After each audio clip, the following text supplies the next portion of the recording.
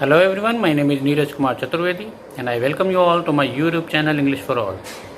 Friends, English literary criticism पढ़ते वक्त आपने कंसीट के बारे में पढ़ा होगा। इंग्लिश लिटरेरी क्रिटिसिज्म में ये एक बहुत इंपॉर्टेंट लिटरेरी टर्म है जिसके ऊपर बहुत से क्वेश्चंस आते हैं। पेट्रार्कन कंसीट क्या होता है, मेटाफिजिकल कंसीट क्या होता है, इसको पढ़ने, जानने, समझने के लिए ये वीडियो आप पूरा देखिए और पसंद आए तो लाइक करिए, सब्सक्राइब करिए और शेयर करिए।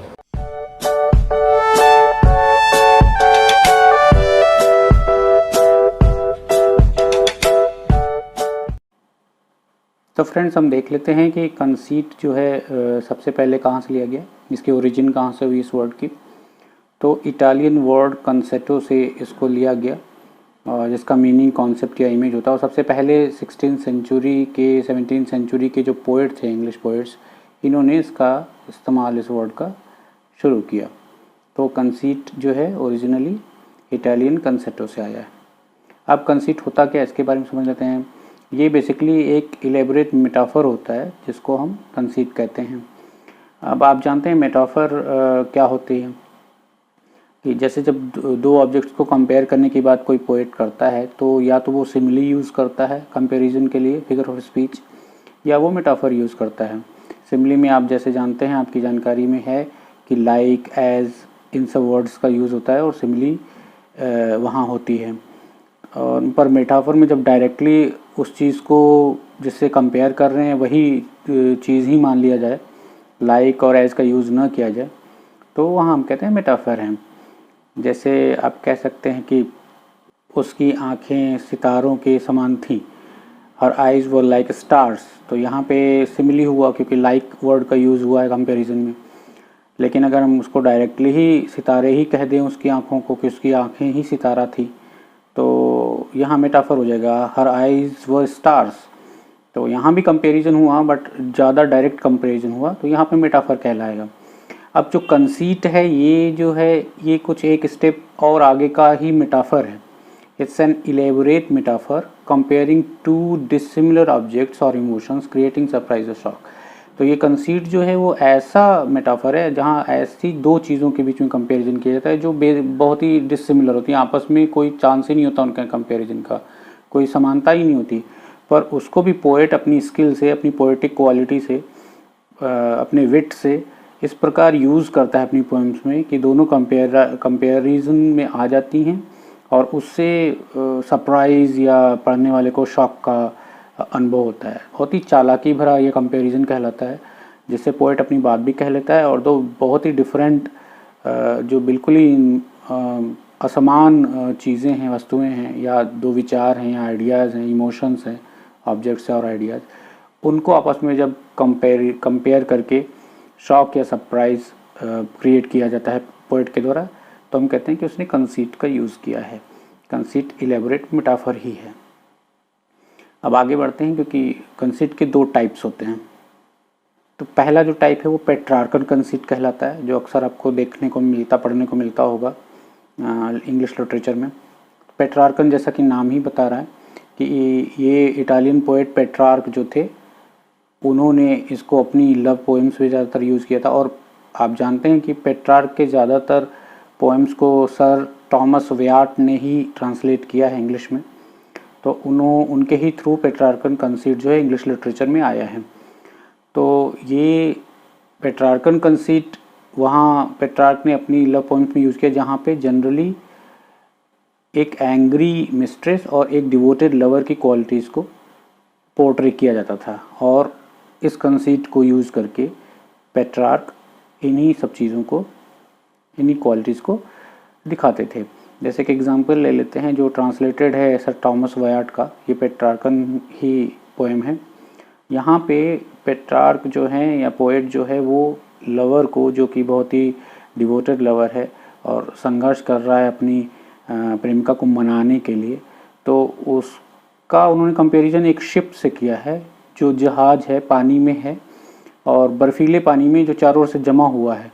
ऐसे समुद्र में जो जमा हुआ समुद्र है वहाँ पे वो शिप जो आगे बढ़ने की कोशिश करता है, उसके उन प्रयासों से, उसकी स्थिति से एक लवर का इन्होंने कंपैरिजन किया है। बहुत ही अजीब सा कंपैरिजन है, इसीलिए इसको कंसीट कहते हैं। I find no peace and all my war is done, I fear and hope, I burn and freeze in ice. कि मैं कोई भी शांति नहीं पा रहा हूँ, मेरे सारे युद्ध हो चुके ख़त्म, और मुझे डर भी है पर मुझे आशा भी है, जैसे मैं इस आइस में जल भी रहा हूँ और फ्रीज़ भी हो रहा हूँ, जम भी रहा हूँ और जल भी रहा हूँ। तो ये वो लवर है जो अपनी एंग्री मिस्ट्रेस जो है, जो नाराज़ प्रेमिका है, उसको मनाने की कोशिश में जो संघर्ष कर रहा है, उसको दिखाने का ये उसकी स्थिति को पोर्ट्रे करने का ये एक अनूठा उदाहरण है। और ये एक पेट्रार्कन कंसीट का बहुत ही अच्छा एग्जाम्पल है। पेट्रार्कन जो कंसीट थी वो लेटर ऑन एलिजाबेथन जो पीरियड था उसके सोनेटियर्स के द्वारा कॉपी की गई। बहुत सी पोएम्स में इसके सोनेटियर्स ने अपने सोनेट्स लिखे, उसमें इस पेट्रार्कन कंसीट का यूज़ किया। यहाँ तक कि शेक्सपियर ने भी यूज़ किया इसको, और बाद में उन्होंने इसकी पैरोडी भी की। पैरोडी मतलब हास्यास्पद नकल बेकाद अपने सोनेट में की। यहाँ एग्जाम्पल में आप देख लीजिए, उनका सोनेट नंबर 130 जो है उसमें उन्होंने इस पेट्रार्कन कंसीट को यूज़ किया है पैरोडी के रूप में। My mistress eyes are nothing like the sun, coral is far more red than her lips red, if snow be white then her breast are dun, if hairs be wire black wires grow on her head. इसका मतलब ये है कि मेरी mistress की जो eyes हैं वो कुछ सूरज की जैसी नहीं है, उसके जो लिप्स हैं वो कोरल उससे ज़्यादा ही लाल हैं, वो अगर बर्फ़ सफ़ेद है तो उसके जो ब्रेस्ट्स हैं वो ग्रे सफ़ेद हैं, हल्के सफ़ेद हैं, और अगर उस बाल जो हैं वो तार हैं, if hairs be wires black wires grow on her head, तो काले काले तार उसके सिर पे उगते हैं। तो एक तरीके से कि ये हास्यास्पद कंपैरिजन है अपनी बिलेवेड का। तो ये शेक्सपियर के द्वारा अपनी सोनेट 130 में किया हो। होपफुली पेट्रार्कन कंसीट आपको समझ में आ गया होगा। अब आगे बढ़ते हैं। जो सेकेंड टाइप है वो है मेटाफिजिकल कंसीट। इसके बारे में भी आपने सुना देखा पढ़ा होगा कि सबसे पहले इसको सैमुअल जॉनसन ने अपनी बुक लाइफ ऑफ काउली में एक ऐसे विट के रूप में डिस्क्राइब की मेटाफिजिकल कंसीट, जो कि दो बहुत ही डिसिमिलर इमेजेस को इस प्रकार से कंपेयर करता है कि उसमें एकदम ओकल्ट रिजम्बल, मतलब अजीब सी समानता उसमें वो ढूंढ निकालता है। ऐसी स्किल को ही, ऐसे विट को ही मेटाफिजिकल कंसीट कहते हैं। वो दोनों ऐसी चीज़ होती हैं जो अपेरेंटली अनलाइक होती हैं, बिल्कुल एक दूसरे से समान नहीं होती, डिसिमिलर होती। सबसे पहले सैमुअल जॉनसन ने अपनी बुक लाइफ ऑफ काउली में इसका जिक्र किया। अब मेटाफिजिकल वर्ड से आप जानते ही हैं कि मेटाफिजिकल वर्ड का मतलब है जॉन डन से शुरू होना, इस बात का मेटाफिजिकल पोएट उनको ही कहा जाता है। तो ये जो कंसीट थी मेटाफिजिकल कंसीट, ये जॉन डॉन और उनके दूसरे मेटाफिजिकल पोएट्स जो 17th सेंचुरी में थे उनके द्वारा यूज़ की गई काफ़ी। और डॉन की बहुत फेमस पोएम है एक, अ वैलेडिक्शन फॉरबिडिंग मॉर्निंग, आपने पढ़ी होगी। उसमें उनका फेमस कंपैरिजन है दो लवर्स की सोल का एक कंपास के पेयर के द्वारा। कंपास से जो आप प्रकार जिससे आप गोला बनाते हैं, ज्योमेट्री में यूज़ होता है, उस प्रकार की दो टांगों जो फीट होती हैं उनसे दो लवर और उसकी बिलेवेड की आत्माओं का कंपैरिजन इन्होंने डॉन ने किया है अ वैलेडिक्शन फॉरबिडिंग मॉर्निंग में। ये एक क्लासिक एग्जाम्पल है मेटाफिजिकल कंसीट का। If they be two they are two, so as stiff twin compasses are two, thy soul the fixed foot makes no show to move but doth if the other do. तो यहाँ पे जो fixed फूट है उसको उन्होंने अपनी बिलेवेड की soul बताई है, और लवर को जो है प्रेमी को घूमने वाली जो कंपास की फीट है उससे कंपेयर किया है। तो फ्रेंड्स, होपफुली आपको कंसीट समझ में आ गया होगा। तो कंसीट एक तरीके का इलेबोरेट मेटाफर ही है, पर बहुत ही अगला स्टेप है मेटाफर का, आप ही मान सकते हैं।